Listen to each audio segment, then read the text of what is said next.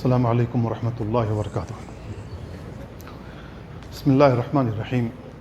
الحمد للہ رب العالمین والصلاة والسلام علی اشرف الانبیاء والمرسلین نبینا محمد وعلی آلہ وصحبہ اجمعین، اما بعد فاعوذ باللہ من الشیطان الرجیم وَأَن لَا تَزِرُ وَازِرَةٌ وِزْرَ أُخْرَىٰ وَأَن لَيْسَ لِلْإِنسَانِ إِلَّا مَا سَعَىٰ۔ برادران اسلام اور عزیز بھائیوں، ایک سوال جو کثرت سے پوچھا جاتا ہے وہ یہ ہے کہ کون سے وہ اعمال ہیں جن کے کرنے سے مردوں کو فائدہ پہنچ سکتا ہے، اور کیا قرآن خوانی کرانے سے بھی مردوں کو فائدہ پہنچ سکتا ہے۔ یہ سوال کثرت سے کیا جا رہا ہے، تو اس سلسلے میں نبی کریم صلی اللہ علیہ وسلم کی حدیث آتی ہے۔ اللہ کے نبی صلی اللہ علیہ وسلم نے بیان فرمایا کہ جب انسان انتقال کر جاتا ہے تو اس کے اعمال منقطع ہو جاتے ہیں۔ جو بھی دنیا میں عمل کرتا رہا ہے اس کے عمل کا سلسلہ ختم ہو گیا، مگر اس کو 3 چیزوں کا فائدہ پہنچتا رہتا ہے۔ پہلا صدقہ جاریہ ہے، دوسرا ایسا علم چھوڑ کر گیا ہو جس سے لوگ فائدہ اٹھاتے ہوں، چاہے وہ کسی کو تعلیم دے کر گیا ہو یا کوئی ایسی کتاب لکھ کر گیا ہو جس سے لوگ فائدہ اٹھاتے ہوں، پڑھتے پڑھاتے ہوں۔ تیسرا نیک اولاد جو اس کے لیے دعا کریں، استغفار کریں۔ اللہ کے نبی صلی اللہ علیہ وسلم نے بیان فرمایا کہ ان 3 چیزوں کا فائدہ مردوں کو پہنچتا ہے۔ قرآن کریم کی جو آیت میں نے پڑھی، اس میں اللہ رب العالمین نے بیان فرمایا وَأَن لَا تَزِرُ وَازِرَةٌ وِزْرَ أُخْرَىٰ، کوئی بھی شخص کسی کا بوجھ نہیں اٹھائے گا۔ اللہ کے سامنے ہر شخص کو اپنے اعمال کا جواب دینا ہے۔ ہر مسلمان جس کے اوپر جو عبادات فرض ہیں اس کے ذمے ہے کہ وہ عبادات بجا لائے، وہ عبادات کرے۔ اگر نہیں کرتا ہے تو اللہ رب العالمین ہر حال میں پوچھے گا۔ اب اگر کسی شخص نے فرائض پورے نہیں کیے تو اس کی اولاد سے نہیں پوچھا جائے گا تمہارے والد نے یہ فریضہ کیوں انجام نہیں دیا، بلکہ اسی شخص سے پوچھا جائے گا کہ تم نے یہ فریضہ کیوں نہیں انجام دیا۔ وَأَن لَيْسَ لِلْإِنسَانِ إِلَّا مَا سَعَىٰ، انسان کے لیے وہی کچھ ہے جو اس نے دنیا میں کوشش کی، جو دنیا میں عمل کیا، انسان کو اسی کا فائدہ پہنچتا رہے گا۔ دوسری آیت میں اللہ رب العالمین نے بیان فرمایا من عمل صالحا فلنفسہ، جو شخص نیک عمل کرے گا اس کا فائدہ اسے پہنچے گا۔ ومن اساء فعلیہا، اور جو شخص برائی کا عمل کرے گا تو اس کا گناہ اسی کو پہنچے گا۔ ثم الی ربکم ترجعون، تم سب اللہ کی جانب پلٹائے جاؤ گے۔ ان دونوں آیتوں سے اندازہ ہوتا ہے کہ انسان جو کچھ دنیا میں عمل کرتا ہے، چاہے وہ چھوٹا سے چھوٹا عمل کر گیا ہو، ذرے کے برابر بھی کوئی نیکی کا عمل کیا ہوگا، اللہ رب العالمین اسے اس کا بدلہ عطا کرے گا۔ فَمَن يَعْمَلْ مِثْقَالَ ذَرَّةٍ خَيْرًا يَرَهُ وَمَن يَعْمَلْ مِثْقَالَ ذَرَّةٍ شَرًّا يَرَهُ، جس نے ذرے کے برابر بھی کوئی نیک عمل کیا ہوگا قیامت والے دن وہ اسے دیکھ لے گا۔ ہر حال میں اللہ رب العالمین اس کا بدلہ عطا کرے گا۔ تو انسان کو قیامت والے دن بدلہ ملنا ہے۔ اب انتقال کر جانے کے بعد انسان کے عملوں کا سلسلہ منقطع ہو گیا۔ تو یہ 3 اعمال ہیں جن کا ثواب مردوں کو پہنچتا رہتا ہے۔ پہلی چیز جو اللہ کے نبی صلی اللہ علیہ وسلم نے اس حدیث میں بیان فرمائی وہ دعا ہے، استغفار ہے۔ بندہ اپنے گزرے ہوئے لوگوں کے لیے، اپنے والدین کے لیے، اپنے بھائی بہن کے لیے، اپنے رشتہ داروں کے لیے دعا کرے، عام مسلمانوں کے لیے دعا کرے، تو اس دعا کا فائدہ انہیں پہنچے گا۔ قرآن کریم میں اللہ رب العالمین نے بیان فرمایا والذین جاءوا من بعدهم یقولون ربنا اغفر لنا ولإخواننا الذین سبقونا بالایمان ولا تجعل في قلوبنا غلا للذین آمنوا ربنا انک رؤوف رحیم۔ والذین جاءوا من بعدهم، جو لوگ ان کے بعد آئے وہ لوگ کیا کہتے ہیں؟ ربنا اغفر لنا، اللہ رب العالمین ہمیں معاف کر دے، ہمیں بخش دے، وَلِإِخْوَانِنَا الَّذِينَ سَبَقُونَا بِالْإِيمَانِ، اور ہمارے ان بھائیوں کو بھی بخش دے جو ایمان کے ساتھ دنیا سے رخصت ہو گئے، وَلَا تَجْعَلْ فِي قُلُوبِنَا غِلًّا لِلَّذِينَ آمَنُوا، اور جو صاحب ایمان دنیا سے گزر چکے ہیں ان کے تئیں ہمارے دل میں کوئی غل، کوئی کینہ، کوئی کپٹ، کوئی حسد نہ بنا۔ ربنا انک رؤوف الرحیم، اے ہمارے رب تو رؤوف و رحیم ہے۔ تو اللہ رب العالمین نے ہمیں یہ بات سکھائی ہے کہ جو لوگ دنیا سے رخصت ہو جاتے ہیں، صاحب ایمان کے ساتھ جو بھی مسلمان رخصت ہوتا ہے، ان کے لیے ہمیں دعا کرتے رہنا چاہیے، استغفار کرنا چاہیے، اس کے لیے بخشش کی دعا کرتے رہنا چاہیے، اور ان کے تئیں جو بھی معاملات رہے ہوں انہیں معاف کر دینا چاہیے۔ معاف کر دیں گے اللہ رب العالمین ہمارے گناہوں پر پردہ ڈال دے گا، یہ اس کا بدلہ ملنے والا ہے۔ تو جو لوگ بھی رخصت ہو گئے ان کے تئیں اپنے دلوں میں کینہ کپٹ نہیں رکھنا چاہیے۔ اسی وجہ سے رسول اللہ صلی اللہ علیہ وسلم نے منع فرمایا میت کو برا بھلا نہ کہو۔ اللہ کے نبی صلی اللہ علیہ وسلم کے پاس سے ایک میت لوگ لے کے جا رہے تھے، کچھ لوگوں نے اس کی تعریف کی، اللہ کے نبی صلی اللہ علیہ وسلم نے بیان فرمایا وجبت۔ ایک اور میت کا گزر آپ کے سامنے سے ہوا، لوگوں نے اس کی برائی کی، اللہ کے نبی نے کہا پھر وجبت۔ صحابہ کرام نے پوچھا اللہ کے نبی ہم سمجھ نہیں سکے کہ آپ نے دونوں کے بارے میں وجبت فرمایا، واجب ہو گیا، تو کیا چیز واجب ہو گئی؟ آپ نے بیان فرمایا کہ جس کی تم نے تعریف کی اس کے اوپر جنت واجب ہو گئی، اور جس کی تم نے برائی کی اس کے اوپر جہنم واجب ہو گئی۔ مسلمانوں تم اللہ رب العالمین کے گواہ ہو دنیا کے اندر، ہم اور آپ گواہی دیتے ہیں کہ یہ رخصت ہونے والا دنیا سے کیسا آدمی تھا، اچھا آدمی تھا یا برا آدمی تھا۔ عام مسلمانوں کے بارے میں اللہ رب العالمین نے ہمیں اور آپ کو طریقہ سکھایا کہ ہم ان کی برائی نہ کریں بلکہ اپنی زبانوں کو روک لیں۔ ہم صحابہ کرام کے بارے میں زبان درازی کیسے کر سکتے ہیں جن کو اللہ رب العالمین نے اپنے نبی کی صحبت کے لیے چنا تھا، اپنے نبی کا ساتھی بنایا تھا، ہم ان کے لیے اپنی زبان دراز کیوں کرتے ہیں؟ تو ہمیں اپنے ان لوگوں کے لیے دعا کرتے رہنا چاہیے، استغفار کرنا چاہیے جو دنیا سے رخصت ہو گئے۔ اگر ہم دعا کرتے ہیں تو ہماری دعاؤں کا فائدہ انہیں پہنچتا ہے۔ ابو ہریرہ رضی اللہ تعالیٰ عنہ کی روایت آتی ہے، اللہ کے نبی صلی اللہ علیہ وسلم نے بیان فرمایا ان الرجل لترفع درجته فی الجنہ، آدمی کے درجات جنت میں بلند ہو جاتے ہیں۔ تو وہ آدمی کہتا ہے فیقول ان ھذا، وہ آدمی کہتا ہے اللہ رب العالمین میرا درجہ بلند کیسے ہو گیا؟ تو اس سے کہا جاتا ہے باستغفار ولدک لک، تو اللہ رب العالمین کی جانب سے اسے جواب دیا جاتا ہے کہ تمہارا بیٹا تمہارے بارے میں استغفار کر رہا تھا، تمہارے لیے استغفار کر رہا تھا، اس وجہ سے تمہارے درجات بلند ہو گئے۔ تو اگر ہم اپنے گھر والوں کے لیے رفع درجات چاہتے ہیں کہ ان کا درجہ بلند ہو جائے، ان کی گناہیں معاف کر دی جائیں، تو ان کے لیے مسلسل دعا کیا کریں، انہیں دعاؤں میں یاد رکھیں، اس کا فائدہ انہیں پہنچتا ہے۔ دوسری چیز جس کو اللہ کے نبی صلی اللہ علیہ وسلم بیان فرمایا صدقہ جاریہ ہے۔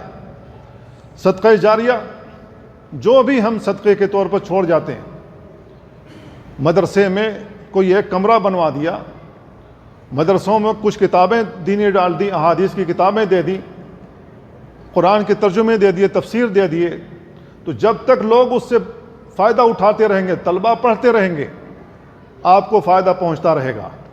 یہ صدقہ جاریہ ہے۔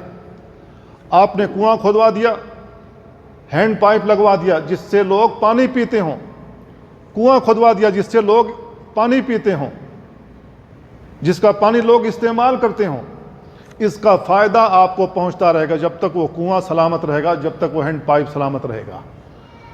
آپ نے کوئی سرائے بنوا دی جس میں مسافر آ کر ٹھہرتے ہوں، جب تک لوگ اس میں ٹھہرتے رہیں گے آپ کو فائدہ پہنچتا رہے گا۔ آپ نے مسجد تعمیر کروا دی، تو آپ نے جو مسجد تعمیر کروائی، جب تک یہ مسجد موجود رہے گی، لوگ اللہ کی عبادت کرتے رہیں گے، آپ کو ثواب پہنچتا رہے گا۔ تو یہ صدقہ جاریہ ہے۔ تو صدقہ جاریہ کے طور پر جو بھی آپ دنیا میں چھوڑ جائیں گے اس کا ثواب آپ کو پہنچتا رہے گا۔ آپ نے کسی کو تعلیم دے دی، کسی شخص کو قرآن پڑھنا نہیں آتا، الف با پڑھنا بھی نہیں آتا ہے، آپ نے اس کو سکھا دیا الف با تا سا پڑھنا، پھر اس کے بعد اس کو قرآن پڑھانا سکھا دیا، جب تک وہ قرآن پڑھتا رہے گا مرنے کے بعد بھی آپ کو ثواب پہنچتا رہے گا، کیونکہ آپ نے اس کو قرآن کی تعلیم دی، وہ پڑھنے لائق ہو گیا۔ جب تک وہ پڑھتا رہے گا ساری عمر، اللہ نے جتنی بھی اس کو عمر دی ہوگی، 60 سال 70 80 سال، جب تک وہ قرآن کی تلاوت کرتا رہے گا آپ کے اکاؤنٹ میں، آپ کے نامہ اعمال میں ثواب لکھا جاتا رہے گا۔ آپ نے حدیث کی کتاب پڑھا دی، دینی تعلیم دے دی، جب تک وہ بندہ لوگوں کو فائدہ پہنچاتا رہے گا، ان پڑھانے والے استادوں کو فائدہ پہنچتا رہے گا۔ جن لوگوں نے بھی مجھے پڑھایا ہے، جن لوگوں نے بھی مجھے سکھایا ہے، جن لوگوں نے مجھے تقریر کرنا سکھایا، بیان کرنا سکھایا ہے، عربی پڑھنا سکھایا، لکھنا سکھایا، جو لوگ بھی شامل ہیں، جب تک میں بیان کرتا رہوں گا لوگ فائدہ اٹھاتے رہیں گے، ان لوگوں کو بھی ثواب پہنچتا رہے گا، میرے ثواب میں کوئی کمی نہیں ہوگی۔ یہ صدقہ جاریہ ہے۔ تو آپ دنیا میں صدقہ جاریہ کے طور پر کوئی چیز چھوڑ جائیں جس کا فائدہ آپ کو پہنچتا رہے، تو صدقہ جاریہ کا ثواب پہنچتا رہتا۔ انس بن مالک رضی اللہ تعالیٰ عنہ کی روایت آتی ہے، اللہ کے نبی صلی اللہ علیہ وسلم بیان فرمایا، سبع یجری للعبد اجرہن وہو فی قبرہ بعد موتہ، 7 چیزیں ہیں بندے کو اس کی قبر میں بھی فائدہ پہنچتا رہے گا، ان کا اجر اسے ملتا رہے گا۔ من علم علما، جس نے کسی کو علم سکھایا، چاہے قرآن کا علم ہو چاہے دین کا علم ہو، او اجرا نہرن، یا کوئی نہر جاری کر دی، کوئی کنواں کھودوا دیا، کوئی نہر جاری کر دی، او حفر بیرن، یا کنواں کھودوا دیا، او غرس نخلن، یا ایک کھجور کا درخت لگا دیا، او بنا مسجدن، یا مسجد تعمیر کر دی، او ورث مصحفن، یا ایک قرآن مجید کا ہدیہ کر دیا، او ترک ولدن یستغفر لہ بعد موتہ، یا کوئی ایسی صالح اولاد پیچھے چھوڑ گیا ہو جو اس کے لیے مرنے کے بعد استغفار کرتی رہے، ان 7 چیزوں کا فائدہ پہنچتا رہے گا۔ یا مسند بزار میں روایت موجود ہے، علامہ البانی نے اس کو حسن لغیر ہی قرار دیا ہے۔ تو میرے بھائیو، جو بھی صدقے جاریہ کے طور پر ہم دنیا میں چھوڑ جائیں گے اس کا فائدہ ہمیں پہنچتا رہے گا۔ ہمیں خیر کا کام، جو بھی خیر کا کام ہو دنیا میں کرتے رہنا چاہیے، دنیا میں ہر خیر کے کام میں حصہ لینا چاہیے، چاہے تھوڑا ہو چاہے زیادہ ہو، اس کے ذریعے سے آپ کو فائدہ پہنچتا رہے گا۔ کسی کو بھی نہیں معلوم ہے کہ اس کی آنکھیں کب بند ہو جائیں گی، کسی کو بھی نہیں معلوم ہے اس کا ہارٹ اٹیک کب آ جائے گا، کسی کو بھی نہیں معلوم ہے اس کا ایکسیڈنٹ کب ہو جائے گا۔ قبل اس کے کہ یہ وقت آ جائے اس سے پہلے دنیا میں کوئی خیر کا کام کر جاؤ، ایسا نہ ہو کہ مرنے کے بعد کفِ افسوس ملنا پڑے اور اللہ رب العالمین سے کہو کہ کاش کہ میں نے یہ کام کر دیا ہوتا، مجھے مہلت مل گئی ہوتی تو میں یہ کر گیا ہوتا۔ تو یہ اس کا کوئی فائدہ نہیں ہوگا، آپ کفِ افسوس ملیں گے، اس کا کوئی فائدہ نہیں ہوگا۔ آپ کچھ کر جائیں دنیا میں، اسی کو اللہ رب العالمین نے کہا وَأَنفِقُوا مِمَّا رَزَقْنَاكُمْ، جو ہم نے تمہیں رزق دیا اس میں سے خرچ کرو، من قبل ان یاتی احدکم الموت، قبل اس کے کہ تمہارے پاس موت کا فرشتہ آ جائے، فیقول، تو کہتے پھرو رب لولا اخرتنی الی اجل قریب، اللہ رب العالمین تھوڑی مہلت اور مل گئی ہوتی، فاصدق، تو میں صدقہ کر دیتا، واکن من الصالحین، اور نیک لوگوں میں سے ہو جاتا۔ تو اب اس آرزو کی کوئی فائدہ نہیں ہے، یہ آرزو کوئی فائدہ نہیں دے گی۔ اس سے پہلے آپ دنیا میں کوئی کام کر جائیں گے تو اس کا فائدہ آپ کو پہنچتا رہے گا۔ عبادات مالیہ ہیں، مالی عبادات جو بھی ہیں آپ اس میں سے صدقہ کر دیں، 1 ریال ہی، 1 روپے، 2 روپے، جتنے بھی آپ کو اللہ تعالیٰ نے وسعت دی ہو اس میں سے آپ صدقہ کر دیں، اس کا فائدہ پہنچتا رہے گا۔ اس کی دلیل سعد بن عبادہ رضی اللہ تعالیٰ عنہ کی روایت ہے، وہ کہتے ہیں کہ ان کی ماں وفات پا گئیں، تو انہوں نے کہا اللہ کے رسول میری ماں وفات پا گئی ہیں، افاتصدق عنہا، تو کیا میں اپنی والدہ کی جانب سے صدقہ کر دوں؟ قال نعم، اللہ کے نبی صلی اللہ علیہ وسلم نے فرمایا کہ ہاں اپنی والدہ کی جانب سے صدقہ کرو۔ تو انہوں نے کہا فأی الصدقۃ افضل، سعد بن عبادہ رضی اللہ تعالیٰ عنہ نے پوچھ لیا کہ کون سا صدقہ افضل ہے؟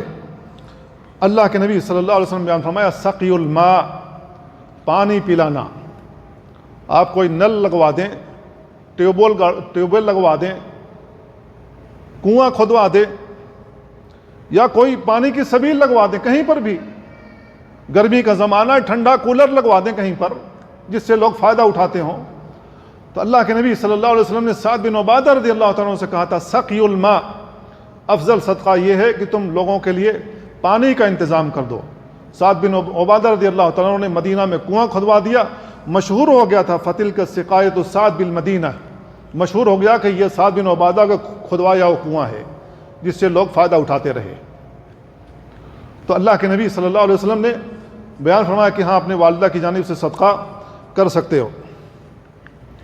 ایک اور روایت ام المومنین عائشہ رضی اللہ تعالیٰ عنہ سے آتی ہے، وہ کہتی ہیں ان رجلا قال للنبی صلی اللہ علیہ وسلم، انہوں نے کہا کہ ایک آدمی نے رسول اللہ صلی اللہ علیہ وسلم سے کہا ان امی افتتلت نفسہا، میری والدہ ہیں جن کا اچانک انتقال ہو گیا، وَأَظُنُّهَا لَوْ تَكَلَّمَتْ تَصَدَّقَتْ، اور مجھے گمان ہے کہ اگر انہیں بولنے کا موقع مل گیا ہوتا تو اپنے مال میں سے کچھ صدقہ کر دیتی۔ فَهَلْ لَهَا أَجْرٌ إِن تَصَدَّقْتُ عَنْهَا، کیا میں اس کی جانب سے، اپنے والدہ کی جانب سے صدقہ کر دوں تو اس کو فائدہ پہنچے گا؟ اللہ کے نبی صلی اللہ علیہ وسلم نے فرمایا نعم، ہاں ان کو فائدہ پہنچے گا۔ یہ صحیح بخاری و مسلم وغیرہ میں روایت موجود ہے۔ تو اللہ کے نبی صلی اللہ علیہ وسلم سے منصوص ہے کہ یہ مالی صدقہ اگر مردوں کی جانب سے دیا جائے تو اس کا فائدہ مردوں کو پہنچتا ہے۔ امام نووی رحمہ اللہ بیان فرماتے اس حدیث کی شرح میں ان الصدقۃ عن المیت تنفع المیت، میت کی جانب سے صدقہ کیا جائے تو میت کو اس کا فائدہ پہنچتا ہے۔ وَيَصِلُ ثَوَابُهَا وَهُوَ كَذَلِكَ بِإِجْمَاعِ الْعُلَمَاء، اور اس کا ثواب علماء کے اجماع اس پر ہے کہ اس کا ثواب مردے کو پہنچتا رہے گا۔ امام ابن قدامہ حنبلی رحمہ اللہ بیان فرماتے ہیں وَأَيُّ قُرْبَةٍ فَعَلَهَا وَجَعَلَ ثَوَابُهَا لِلْمَيِّتِ الْمُسْلِمِ نَفَعُهُ ذَلِكَ إِنْ شَاءَ اللَّهُ، وہ کہتے ہیں کہ جو بھی اللہ سے قربت کے لیے جو بھی کام کیا جائے اس کا ثواب میت کو پہنچتا ہے۔ وَأَمَّا الدُّعَاءُ وَالْإِسْتِغْفَارُ وَالصَّدَقَةُ، میت کے لیے دعا کرنا، استغفار کرنا، اس کی جانب سے صدقہ دینا۔ وَأَدَاءُ الْوَاجِبَاتِ فَلَا أَعْلَمُ فِيهِ خِلَافًا، اور اس کی جانب سے بعض واجبات کو ادا کر دینا، میں اس سلسلے میں علماء کے درمیان اختلاف نہیں پاتا۔ اذا كانت الواجبات مما يدخله النیابہ، لیکن وہ واجبات ایسی ہوں جس میں نیابت کی جا سکتی ہو، جس میں کوئی کسی کا قائم مقام ہو سکتا ہو۔ جیسے کوئی شخص زندہ تھا، رمضان کا مہینہ آیا، بیمار ہو گیا، کچھ روزہ رکھ سکا، کچھ روزہ چھوٹ گیا اور انتقال کر گیا، تو اب اس کے اوپر رمضان کے روزے تو فرض ہیں، وہ کچھ روزہ نہیں رکھ سکا اپنی بیماری کی وجہ سے اور رمضان کے بعد انتقال کر گیا، تو اب ایسی صورت میں اس کا چھوٹا ہوا روزہ کون رکھے گا؟ اللہ کے نبی صلی اللہ علیہ وسلم سے جب سوال کیا گیا تو آپ نے بیان فرمایا صام عنہ ولیہ، جو اس کے اولیاء امور موجود ہیں، گھر میں جو اس کے بیٹے ہیں، بیٹیاں ہیں، بہنیں ہیں، جو بھی رکھ سکتا اس کی جانب سے روزہ، تو وہ اس کی جانب سے روزہ رکھ لے تو اس کی جانب سے ادا ہو جائے گا۔ تو روزے میں نیابت ہو سکتی ہے۔ امام ابن قدامہ رحمہ اللہ نے یہی بات کہی ہے کہ جس میں نیابت ہو سکتی ہے وہ واجبات بھی اگر مردے کی جانب سے ادا کر دیے جائیں تو ادا ہو جائے گی۔ لیکن کیا نماز کسی کی چھوٹی ہوئی ہو اور اس کا بھائی ہو، بہن ہو، بیٹی ہو، ماں ہو، باپ ہو، کوئی کسی کی جانب سے پڑھ دے تو کیا یہ ادا ہو جائے گی؟ اس سلسلے میں کوئی دلیل موجود نہیں ہے۔ کوئی کسی کی جانب سے نماز نہیں ادا کر سکتا، کیونکہ نماز فریضہ ہے ہر شخص کے اوپر۔ روزے کے سلسلے میں تو موجود ہے، اس میں نیابت ہو سکتی ہے، لیکن نماز کے لیے نیابت نہیں ہو سکتی، اگرچہ یہ بدنی عبادت ہے۔ یہ بدنی عبادت ہے اور روزہ بھی بدنی عبادت ہے۔ تو روزے کی دلیل تو موجود ہے، نماز کی دلیل موجود نہیں ہے کہ مردے کی جانب سے کوئی نماز پڑھ دے تو اس کی جانب سے نماز ادا ہو جائے گی۔ بلکہ جس آدمی کی نماز چھوٹی ہو وہ ان چھوٹی ہوئی نمازوں کے لیے یاد نہیں کہ کتنی چھوٹی ہیں تو ان کے لیے استغفار کرے، اللہ تعالیٰ سے معافی طلب کرے اور آئندہ کے لیے اللہ تعالیٰ سے وعدہ کرے کہ نمازیں نہیں چھوٹیں گی اور نمازوں پر مستمر رہے، تو اللہ تعالیٰ اس کی گناہیں جو چھوٹی ہوئی جو نمازیں اللہ تعالیٰ ان کو معاف کر دے گا۔ قضاء عمری کی جو باتیں عوام میں معروف ہیں اس کی کوئی دلیل نہیں ہے، کہ قضاء عمری کی جائے اس کی کوئی دلیل موجود نہیں ہے۔ تو وہ عبادتیں جس کی دلیل موجود ہے کہ کوئی کسی کی جانب سے نیابت کر سکتا ہے، اب اس سلسلے میں 3 باتوں کی رعایت کرنا ضروری ہے۔ پہلی چیز یہ ہے کہ جو نیابت کر رہا ہے وہ اس کا اہل ہو، وہ اس کا اہل ہو۔ باپ مر گیا لیکن بچے چھوٹے ہیں، بلوغت کو نہیں پہنچے، ابھی یہ اہل نہیں ہوا ہے، کیونکہ ابھی تو خود اس کے اوپر فرض نہیں ہوا، روزہ فرض نہیں ہوا، وہ آپ کی جانب سے کیسے رکھے گا؟ تو نیابت کرنے والا جو بھی قائم مقام بن رہا وہ اس کا اہل ہو، وہ اسے کر سکتا ہو۔ اور کون اسے کر سکتا ہے؟ اس کے گھر والے، بیٹا ہو، بیٹی ہو، بھائی ہو، بہن ہو، کوئی بھی جو گھر کے افراد رکھ سکتے ہوں۔ اور نیابت مسلمان کی جانب سے ہو سکتی ہے، کافر کی جانب سے نیابت نہیں ہو سکتی، یا کافر کے لیے نیابت نہیں کی جا سکتی۔ اور تیسری چیز یہ ہے کہ جو شرعی عبادتیں ہیں، شرعی عبادتیں جس کے لیے دلیل موجود ہے، روزے کی دلیل موجود ہے، اس میں نیابت ہو سکتی ہے۔ نماز کے لیے کوئی دلیل موجود نہیں، لہذا اس میں نیابت نہیں ہو سکتی۔ تو اس بات یہ 3 چیزیں ہیں جن کا ہمیں خیال رکھنا چاہیے۔ اگر قیاس کا دروازہ کھول دیا جائے، جس طریقے سے علماء کے درمیان یہ اختلاف موجود ہے کہ کیا قرآن خوانی کرنے سے قرآن پڑھنے کا ثواب اگر مردوں کو بخشا جائے تو کیا اس کا ثواب پہنچے گا یا نہیں پہنچے گا، اس سلسلے میں علماء کے درمیان اختلاف ہے، اور اس میں 2 قول پایا جاتا ہے۔ علماء حنفیہ اور حنابلہ اس بات کے قائل ہیں کہ اگر قرآن پڑھا جائے اور قرآن پڑھنے کا ثواب مردوں کو بخش دیا جائے، ہدیہ کر دیا جائے، تو اس کا ثواب پہنچ جاتا ہے۔ ان کے پاس نبی کریم صلی اللہ علیہ وسلم کی حدیث سے کوئی بھی دلیل موجود نہیں ہے، کسی صحابی کے عمل سے بھی ثابت نہیں ہے کہ انہوں نے اپنے گھر کے افراد کے لیے، جن کا بھی انتقال ہو گیا، انہوں نے اپنے گھر کے افراد کے لیے قرآن پڑھا ہو، قرآن پڑھ کر کے اس کا ثواب مردوں کو بخش دیا ہو، کوئی بھی دلیل موجود نہیں۔ اور ہم سب جانتے ہیں کہ مدینہ ہجرت کرنے کے بعد جنگیں ہوئی ہیں، شہادتیں ہوئی ہیں، جنگ احد میں 70 صحابہ شہید ہو گئے۔ کسی ایک صحابی کی جانب سے بھی یہ منقول نہیں کہ ان کے گھر والوں نے ان کی جانب سے قرآن پڑھ کر انہیں بخش دیا ہو۔ اللہ کے نبی صلی اللہ علیہ وسلم کے گھر میں وفات ہوئی، اللہ کے نبی صلی اللہ علیہ وسلم کی 2 بیٹیاں جو عثمان رضی اللہ تعالیٰ عنہ سے بیاہی تھیں وہ انتقال کر گئیں۔ اللہ کے نبی صلی اللہ علیہ وسلم نے کوئی اہتمام نہیں کیا قرآن پڑھ کر کے انہیں بخش دیا جائے۔ نبی کریم صلی اللہ علیہ وسلم کی چچا حضرت حمزہ رضی اللہ تعالیٰ عنہ شہید ہو گئے جنگ احد میں، ان کے لیے کوئی اہتمام نہیں کیا۔ اللہ کے نبی صلی اللہ علیہ وسلم کا بیٹا ابراہیم بچپن میں ہی انتقال کر گیا، اللہ کے نبی صلی اللہ علیہ وسلم کی آنکھیں اشکبار ہو گئیں، آپ روتے رہے۔ صحابہ کرام نے کہا اللہ کے نبی آپ بھی رو رہے ہیں، جبکہ آپ نے مردوں پر رونے سے منع فرمایا۔ اللہ کے نبی صلی اللہ علیہ وسلم نے فرمایا میرے دل کا ٹکڑا تھا، یہ رحمت کے آنسو ہیں۔ اللہ رب العالمین نے ہر انسان کے اندر یہ چیز رکھی ہوئی ہے کہ جب انسان کو تکلیف پہنچتی ہے آنسو نکلتے ہیں. یہ ابراہیم جس کو اللہ کے نبی صلی اللہ علیہ وسلم نے اپنے ہاتھ سے دفن کیا، اسی ابراہیم کے بارے میں آپ نے بیان فرمایا تھا لو کان بعدی نبیا لکان ابن ابراہیم. سنن ابن ماجہ میں روایت موجود ہے کہ اگر میرے بعد کوئی نبی ہوتا تو میرا بیٹا ابراہیم ہوتا. اللہ کے نبی صلی اللہ علیہ وسلم نے کوئی اہتمام نہیں کیا قرآن پڑھنے کا. تو میرے بھائیوں، ہمیں سوچنا چاہیے، دیکھنا چاہیے کہ قرآن پڑھنے کی کوئی دلیل موجود ہے کہ اس کا ثواب مردوں کو دے دیا جائے، ہدیہ کر دیا جائے تو اس کو پہنچتا ہے نہیں پہنچتا ہے. تو پہلا قول یہ ہے کہ قرآن خوانی کا ثواب مردوں کو پہنچ جاتا ہے. اللہ کے نبی صلی اللہ علیہ وسلم کی کسی بھی حدیث سے دلیل موجود نہیں ہے، صحابہ کرام کے کسی بھی فعل سے ثابت نہیں ہے. ان کے پاس صرف قیاس موجود ہے. وہ قیاس کیا ہے؟ وہ قیاس یہ ہے کہ اگر روزہ جیسی عبادت کا ثواب پہنچ جاتا ہے، مردے کی جانب سے حج کر دیا جائے تو اس کا ثواب پہنچ جاتا ہے، مردے کے لیے دعا کر دیا جائے تو اس کا ثواب پہنچ جاتا ہے، مردے کی جانب سے صدقہ کر دیا جائے تو اس کا ثواب پہنچ جاتا ہے. تو یہ ثواب جب مردے کو پہنچ جاتا ہے تو قرآن پڑھنے کا ثواب کیوں نہیں پہنچے گا؟ یہ بھی پہنچنا چاہیے. یہ قیاس ہے. قرآن و سنت سے اس کی کوئی واضح دلیل موجود نہیں ہے، لیکن یہ قیاس ہے کہ اگر یہ پہنچ جاتا ہے تو یہ بھی پہنچنا چاہیے. یہ پہنچنا چاہیے، ہمارا اور آپ کا فیصلہ ہے. اللہ اور اس کے رسول نے تو نہیں بیان فرمایا کہ یہ پہنچ جائے گا. تو علماء احناف اور بعض علماء حنابلہ اس کے قائل ہیں کہ اس کا ثواب پہنچ جاتا ہے.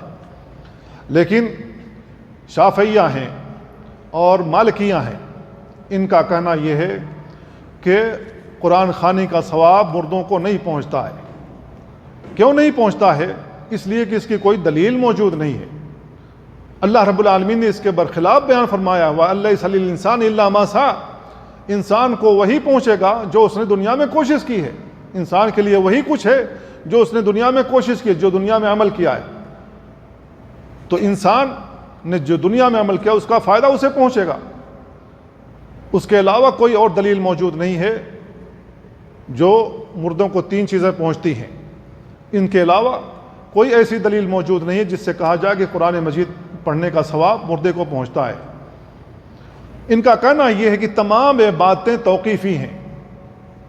توقیفی کا مطلب یہ کہ جس کی بنیاد قرآن و سنت پر ہے. ابھی ہم نے نماز پڑھی، اس کی دلیل قرآن و سنت میں موجود ہے. جو سنت ہم پڑھتے ہیں 2 رکعت مغرب کی نماز کے بعد، اس کی دلیل موجود ہے.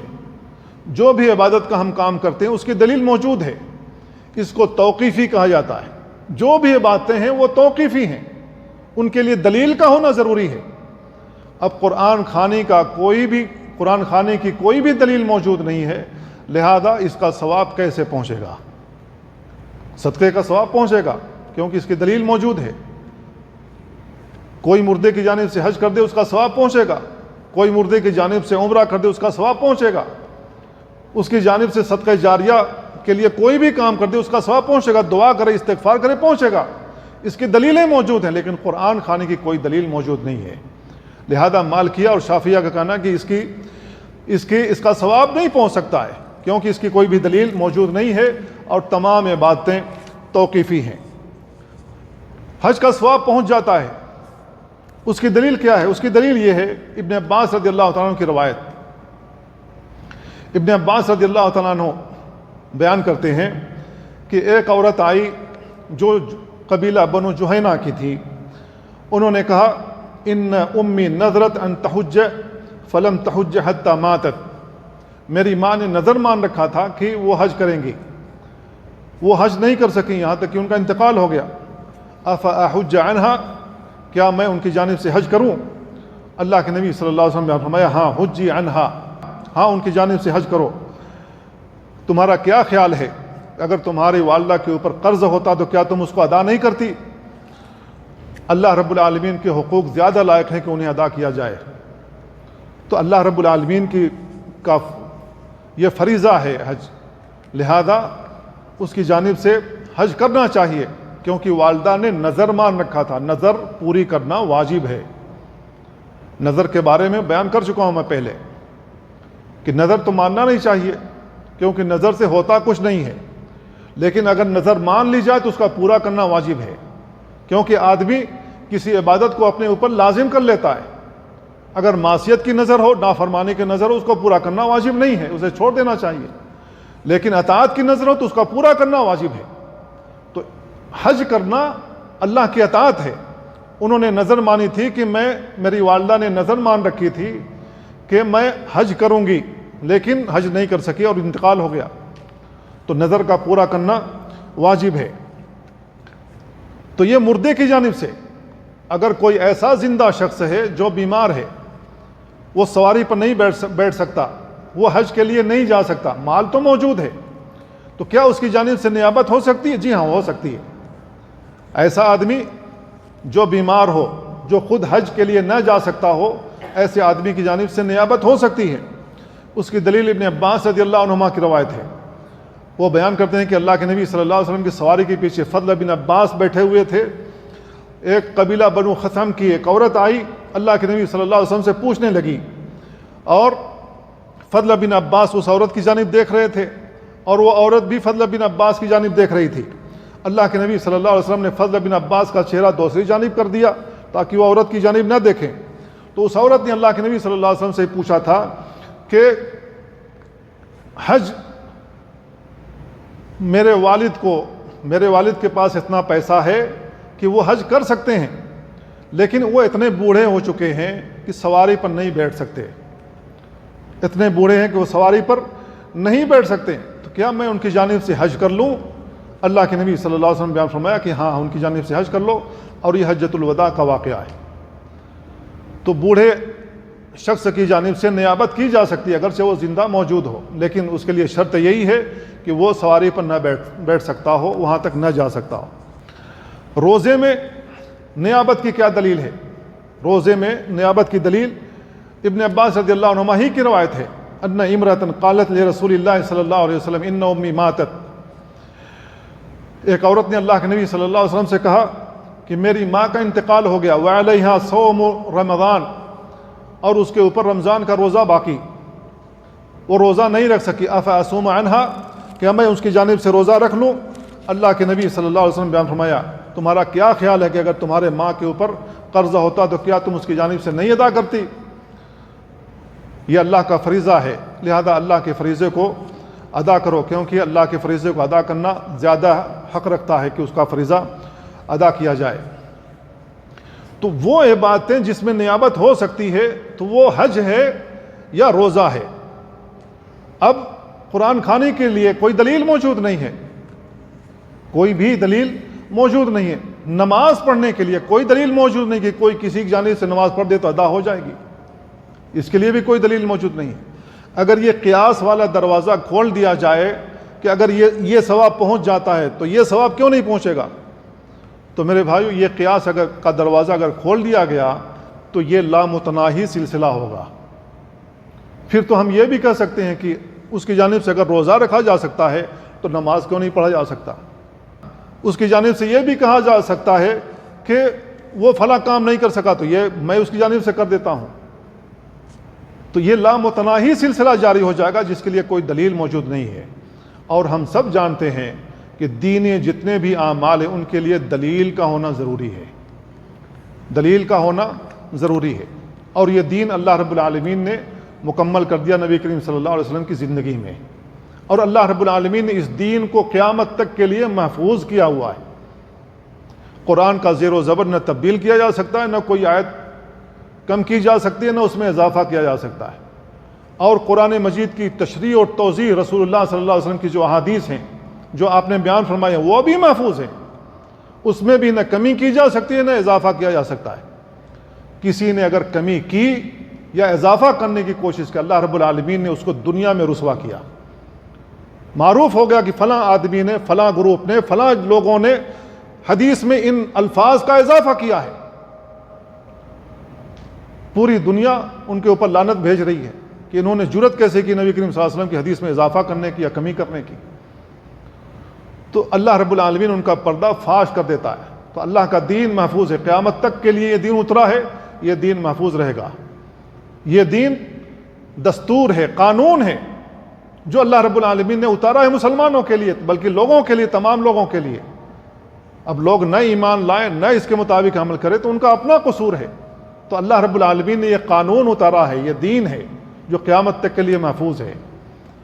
وَأَن لَيْسَ لِلْإِنسَانِ إِلَّا مَا سَعَى. اس آیت کی تفسیر میں امام ابن کثیر رحمہ اللہ لکھتے ہیں وَمِنْ هَذِهِ الْآيَةِ اسْتَنبَطَ الشَّافِعِيُّ وَمَنْ تَبِعَهُ أَنَّ الْقُرْآنَ لَا يَصِلُ إِهْدَاءُ ثَوَابِهَا إِلَى الْمَوْتَى. قرآن مجید کی یہ آیت سے امام شافعی اور ان کے متبعین نے استنباط کیا ہے کہ قرآن کھانے کا ثواب مردے کو نہیں پہنچے گا. لِأَنَّهُ لَيْسَ مِنْ عَمَلِهِمْ, کیونکہ یہ اس کا عمل نہیں ہے, اس مردے کا عمل نہیں ہے. وَلَا مِنْ كَسْبِهِمْ, اور نہ ان مردوں کا کسب ہے. وَهَذَا لَمْ يَنْدَبْ عَلَيْهِ رسول اللہ صلی اللہ علیہ وسلم امتہ. اللہ کے نبی صلی اللہ علیہ وسلم نے امت کے لیے یہ مشروع نہیں کیا ہے, یہ بیان نہیں فرمایا. وَلَا حَثَّهُمْ عَلَيْهِ, نہ ہی انہیں اس پر ابھارا ہے. وَلَا أَرْشَدَهُمْ إِلَيْهِ بِنَصٍّ وَلَا إِيمَاءٍ, اور نہ ہی اللہ کے نبی صلی اللہ علیہ وسلم نے ان کی رہنمائی کی ہے کسی نص کے ذریعے سے, کسی حدیث کے ذریعے سے, اور نہ اشارہ کے ذریعے سے. وَلَمْ يُنْقَلْ عَنْ أَحَدٍ مِّنَ الصَّحَابَةِ رضی اللہ عنہم, اور کسی ایک صحابی سے بھی ایسا کرنا منقول نہیں ہے. وَلَوْ كَانَ خَيْرًا لَسَبَقُونَا إِلَيْهِ, اگر قرآن کھانے کا ثواب پہنچانا مردے کی طرف سے درست ہوتا تو صحابہ کرام ہم سے سبقت لے جاتے. وَبَابُ الْقُرْبَاتِ يُخْتَصَرُ فِيهِ عَلَى النُّصُوص, اور اللہ سے قربت حاصل کرنے کے جتنے بھی اعمال ہیں, ہم جن اعمال کے ذریعے سے اللہ کی قربت چاہتے ہیں ان کی بنیاد نصوص ہیں, چاہے قرآن ہو چاہے نبی کریم صلی اللہ علیہ وسلم کا فرمان ہو. وَلَا يُتَصَرَّفُ فِيهِ بِأَنْوَاعِ الْأَقِيسَةِ, اس میں قیاس نہیں چلے گا, اس میں قیاس سے کام نہیں لیا جائے گا. وَالْآرَاء, اور نہیں رائے کے ذریعے سے کام لیا جا سکتا ہے. فَأَمَّا الدُّعَاءُ وَالصَّدَقَةُ, لیکن دعا اور صدقہ فَذَاكَ مَجْمَعٌ عَلَى وُصُولِهَا, اس پر علماء کا اتفاق ہے کہ اس کا ثواب پہنچ جاتا ہے. وَمَنْصُوصٌ عَلَى الشَّارِعِ عَلَيْهَا, اور اللہ کے نبی صلی اللہ علیہ وسلم سے ایسا کرنا منصوص ہے, منقول ہے. حافظ ابن کثیر رحمہ اللہ نے یہ عبارت وَأَن لَيْسَ لِلْإِنسَانِ إِلَّا مَا سَعَى کے تحت لکھی ہے. تو میرے بھائیو, ہمیں وہی عمل کرنا چاہیے جس کی دلیل قرآن و سنت میں موجود ہے. جس کی دلیل قرآن و سنت میں موجود نہیں ہے ہمیں ان سے باز آ جانا چاہیے, انہیں نہیں کرنا چاہیے. کیونکہ صحابہ کرام رضوان اللہ علیہم اجمعین ہر خیر کے کام میں ہم سے زیادہ سبقت لے جانے والے تھے. اگر یہ خیر کا کام ہوتا تو وہ صحابہ کرام میں سے کوئی نہ کوئی ضرور ایسا کر کے جاتا. اور ہم سب جانتے ہیں کہ صحابہ کرام کے گھر میں بھی وفاتیں ہوئی ہیں. کسی کا والد انتقال کر گیا, کسی کے ماں انتقال کر گئی, کسی کا بھائی انتقال کر گیا, کسی کا بہن, کسی کا بیٹا. بہرحال سب کے خاندان ہوتے ہیں, سب کے گھر کے افراد ہوتے ہیں, لیکن کسی ایک صحابی سے بھی ایسا کرنا منقول نہیں ہے. ایک اور بات جو ہمیں اپنے ذہن میں رکھنی چاہیے وہ یہ ہے کہ ہدیہ کرنا اور نیابت کرنا دونوں میں فرق ہے. نیابت کرنا یہ ہے کہ اگر ہم عمرے کرنے کے لیے جاتے ہیں یا کسی کی جانب سے حج کرنے کے لیے جاتے ہیں, میقات پر پہنچنے کے بعد ہم کیا کہتے ہیں؟ لبیک عن فلان, لبیک عن فلان. اب عمرے کا ارادہ ہے تو عمرہ کا لفظ وہاں بولتے ہیں, حج کا ارادہ ہے تو جو بھی حج آپ کرنا چاہتے ہیں, حج قران ہو, تمتع ہو, افراد ہو, جو بھی آپ کرنا چاہتے ہیں وہاں لفظ آپ بولتے ہیں. تو آپ نیابت کر رہے ہیں, یعنی میں فلاں کی جانب سے عمرہ کر رہا ہوں, فلاں کی جانب سے حج کر رہا ہوں, آپ ان کی نیابت کر رہے ہیں. ثواب ہدیہ کرنے کا مطلب یہ ہوا کہ آپ کسی کو ثواب آپ پہنچانا چاہتے ہیں تو آپ جا رہے ہیں حج کرنے کے لیے, آپ نے ثواب حاصل کر لیا, عمرہ کر لیا, ثواب حاصل کر لیا. اب وہاں پر کہتے ہیں کہ میں نے جو عمرہ کیا اس کا ثواب فلاں کو پہنچے. یہ ہو گیا ثواب ہدیہ کرنا, ثواب کسی کو پہنچانا. قرآن کھانے میں بھی ایسے ہی ہوتا ہے. پہلے میں قرآن پڑھتا ہوں, قرآن پڑھا, اب قرآن پڑھنے کا ثواب موجود ہے تو مجھے یہ جو ثواب ملا میں کسی مردے کو بخش دیتا ہوں, کسی مردے کو ہدیہ کر دیتا ہوں. تو ان دونوں میں فرق یہ ہے. نیابت میں یہ ہے کہ آدمی اسی کی جانب سے نیت کر رہا ہے میقات پر پہنچنے کے وقت ہی.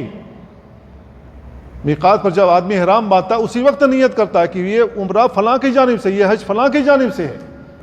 اور روزے میں اگر نیابت کرتا ہے تو آدمی وہاں نیت کرتا ہے کہ یہ جو روزہ رکھ رہا ہوں میرے والد کا، والدہ کا، بہن کا، بھائی کا، اس کی جانب سے نیابت کر رہا ہوں، میں اس کے چھوٹے ہوئے روزے رکھ رہا ہوں، یہ دل میں نیت ہوتی ہے۔ اور اہداء الثواب، ثواب ہدیہ کرنا، اس میں یہ ہوتا ہے کہ پہلے میں خود عمل کرتا ہوں، چاہے قرآن پڑھوں یا روزہ رکھوں یا کوئی اور نیک عمل کروں، پھر میں کہوں کہ یہ ثواب فلاں کو دے دیا جائے، تو دونوں میں فرق ہے۔ اب یہ جو ثواب ہے، ثواب ہدیہ کرنے کی کوئی دلیل موجود نہیں ہے۔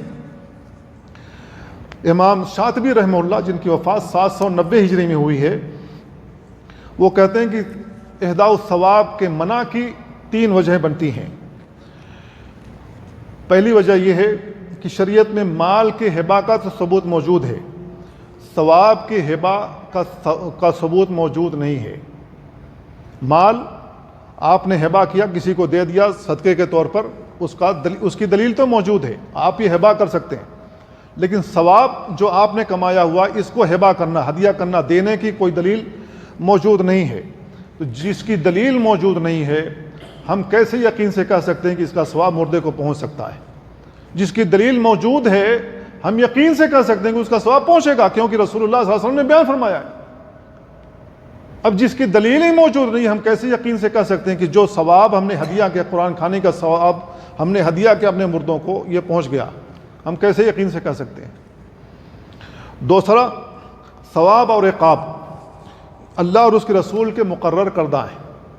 ہم نماز پڑھتے ہیں، روزہ رکھتے ہیں، حج کرتے ہیں، عمرے کرتے ہیں، جو بھی نیکی کا کام کرتے ہیں، اس پر جو ہمیں اجر ملتا ہے یہ اللہ کی جانب سے مقرر کردہ ہے۔ جو برائی کا ہم عمل کرتے ہیں اس پر جو گناہ ہمیں ملتا ہے، جو عقاب جو سزا ہمیں ملنے والی ہے، وہ اللہ کی جانب سے مقرر کردہ ہے۔ اللہ رب العالمین نے قرآن مجید میں کہہ رکھا، جزاء بما کانوا یعملون، جو لوگ عمل کرتے رہے اس کا بدلہ انہیں ملے گا۔ تو جیسا عمل ہوتا ہے، جیسا عمل ویسی جزا، جیسا عمل ویسا اس کا بدلہ ملتا ہے قیامت والے دن، ہر حال میں اللہ رب العالمین بدلہ دے گا۔ تو میرے بھائیو، قرآن کھانے کا جو ثواب ہم اپنے مردوں کو بھیجتے ہیں، اس کا طریقہ کار جو ہمارے بر صغیر میں رائج ہے وہ کیا ہے؟ مدرسے کے چھوٹے بچوں کو بلا لیتے ہیں اپنے گھر میں اور ان کے ہاتھ میں سپارے پکڑا دیتے ہیں، چاہے 30واں پارہ ہو چاہے کوئی اور بچوں کو لگا دیتے ہیں، قرآن پڑھو، سب پڑھنا شروع کرتے ہیں۔ شروع میں تو سب 1-2 صفحہ پڑھتے ہیں، 2-4 صفحے بھی پڑھتے ہوں گے، 2-4 صفحے پڑھنے کے بعد وہ رک جاتے ہیں، 2-4 صفحے پڑھنے کے بعد رک جاتے ہیں۔ وہاں جو پڑھوانے کے لیے بلایا ہے وہ بھی بیٹھا ہوا رہتا ہے، دیکھیں بچے پڑھ رہے ہیں، کیسا پڑھ رہے ہیں، ثواب اسے بھی مل جائے، سننے کا ثواب مل جائے، تو وہاں موجود ہوتا ہے۔ پھر بچے چالاک ہوتے ہیں، کسی کام سے بھیج دیتے ہیں، پانی ہمیں دے دو، پانی پیاس لگی ہے، آدمی اٹھ کے چلا جاتا ہے، یہ بچے اوراق پلٹ لیتے ہیں، 5-7 ورق ویسے ہی پلٹ دیتے ہیں، آدھی گھنٹے میں ایک پارہ ختم، وہ ناس تک پہنچ جاتے ہیں۔ ایسا بچے اس وقت کرتے ہیں جب معلوم ہو جائے کہ جو ہمیں کھانا ملنے والا ہے وہ بس عام سا کھانا، دال بھات ہی ہوگا، تو جیسا دال بھات ویسا فاتحہ، تو بچے اوراق ایسے پلٹ لیتے ہیں۔ اب کسی کے بارے میں معلوم ہو جائے کہ ہاں یہاں اچھا کھانا ملنے والا، تو تھوڑا خلوص کے ساتھ پڑھ لیتے ہیں، کوئی ثواب وہاں پہنچ جائے۔ تو بچے ثواب کے لیے نہیں پڑھتے ہیں، وہ کھانے کے لیے پڑھ رہے ہوتے ہیں۔ تو میرے بھائیو، ایک ایسا کام جو ہم نے کر رکھا ہے، کم سے کم دیکھنا تو چاہیے کہ رسول اللہ صلی اللہ علیہ وسلم کے زمانے میں، صحابہ کرام کے زمانے میں ایسا ہوتا تھا یا نہیں ہوتا تھا؟ اصحاب صفہ کے طالب علم تو موجود تھے نا مدینہ میں، کیا کسی نے اصحاب صفہ کے طالب علموں کو بلایا؟ اصحاب صفہ کے طالب علم عموماً ایسے تھے جو مسکین تھے، فقیر تھے، 2 دن تک بھوکے رہتے، جیسا کہ ابو ہریرہ رضی اللہ تعالیٰ عنہ خود بیان ہے۔ کسی نے بلایا ان کو قرآن خوانی کروانے کے لیے؟ کوئی دلیل موجود نہیں ہے۔ تو ہم نے ایسے طریقے ایجاد کیے ہوئے ہیں۔ بعض لوگوں سے میں نے سنا کہ لوگوں کے ہاتھوں میں چنے دے دیے جاتے ہیں، تسبیح پڑھو ان چنوں کے اوپر، پھر وہ چنے کا کیا کرتے ہیں پتہ نہیں۔ تو لوگوں نے اپنے طریقے سے اپنے طور طریقہ ایجاد کر رکھا ہے قرآن خوانی کروانے کا۔ تو میرے بھائیو، ایسا کام جس کا ثبوت اللہ کے نبی صلی اللہ علیہ وسلم کی زندگی میں نہ ملتا ہو، صحابہ کرام سے نہ ملتا ہو، ہمیں نہیں کرنا چاہیے۔ تیسری بات جو امام شاطبی نے بیان کی، ثواب اللہ تعالیٰ کا فضل اور انعام ہے۔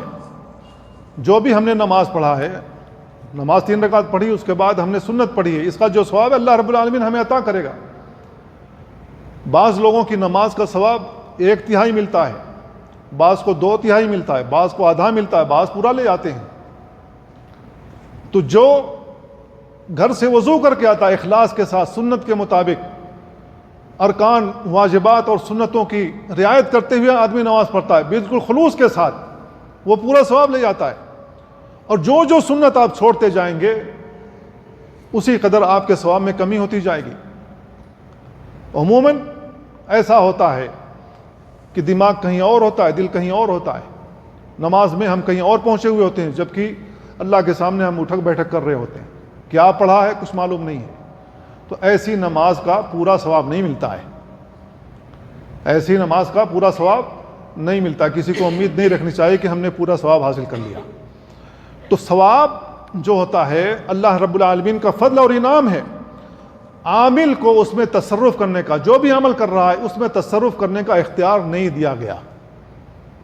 اللہ نے اور اس کے رسول نے یہ نہیں کہا ہے کہ جو آپ نے ثواب کمایا ہے اس میں سے تصرف کرو، جس کو چاہو بانٹ سکتے ہو۔ یہ بانٹنے والی چیز نہیں ہے۔ کیوں بانٹنے والی چیز نہیں؟ اس لیے کہ آدمی کو خود معلوم نہیں ہے کہ کہیں یہ قیامت کے دن میرا جو کمایا ہوا ثواب ہے یہ کم پڑ گیا قیامت والے دن تو مجھے کون دے گا؟ کہاں سے مجھے ملے گا؟ آدمی کیوں کما رہا ہے یہاں ثواب؟ اس لیے کہ آخرت میں کام آئے، جہنم سے بچ سکے، جنت میں اونچا مقام حاصل ہو سکے۔ آدمی کو یہ معلوم ہو جائے کہ میں یہ ثواب دوں گا تو میرے نامہ اعمال میں کمی ہو جائے گی، جب میرے وزن تولے جائیں گے میرا نامہ اعمال جو نیکی والا ہے یہ ہلکا پڑ جائے گا اور مجھے وہاں سزا مل جائے گی۔ میں سمجھتا ہوں کوئی بھی عقل مند آدمی ایسا نہیں جو اپنے ثواب کو دنیا میں ہدیہ کر دے تاکہ اس کا ثواب کم ہو جائے، کوئی بھی ایسا نہیں کرے گا، کیونکہ قیامت والے دن تو سب کو نفسی نفسی کا عالم ہوگا۔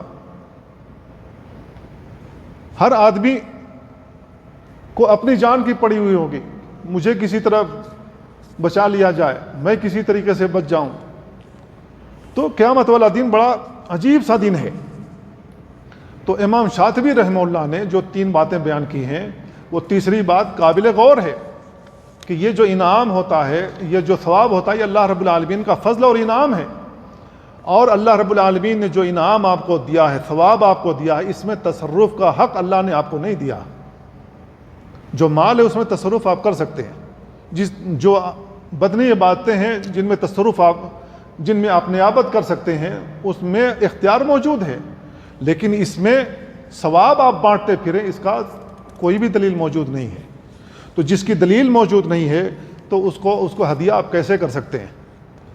تو علماء مالکیہ نے جو کہا اور شافعیہ نے جو کہا، ان کا قول وزنی ہے کہ تمام باتیں توقیفی ہیں، ان کے لیے دلیل کا ہونا ضروری ہے، دلیل کے بغیر کوئی بھی عمل نہیں کیا جا سکتا۔ تو قرآن خوانی کا جو ایصال ثواب کیا جا رہا ہے اس کی کوئی دلیل موجود نہیں ہے۔ جب اس کی دلیل موجود نہیں ہے تو اس کا ثواب کیسے پہنچے گا؟ جس کی دلیل موجود ہے اس کے بارے میں یقین سے کہا جا سکتا ہے اس کا ثواب پہنچے گا، لیکن جس کی دلیل موجود نہیں اس کا ثواب کیسے پہنچ سکتا ہے؟ تو اس سلسلے میں کافی شبہات بھی لوگوں کے ہیں، ان کے جوابات بھی موجود ہیں۔ میں سمجھتا ہوں کہ جتنی باتیں بیان کر دی گئی ہیں سمجھنے کے لیے کافی ہیں۔ اللہ تعالیٰ سے دعا اللہ ہمیں ان باتوں کو سمجھنے اور ان پر عمل کرنے کی توفیق عطا فرمائے۔ وصلی اللہ وسلم علی نبینا محمد وعلی آلہ وصحبہ اجمعین۔ السلام علیکم ورحمۃ اللہ۔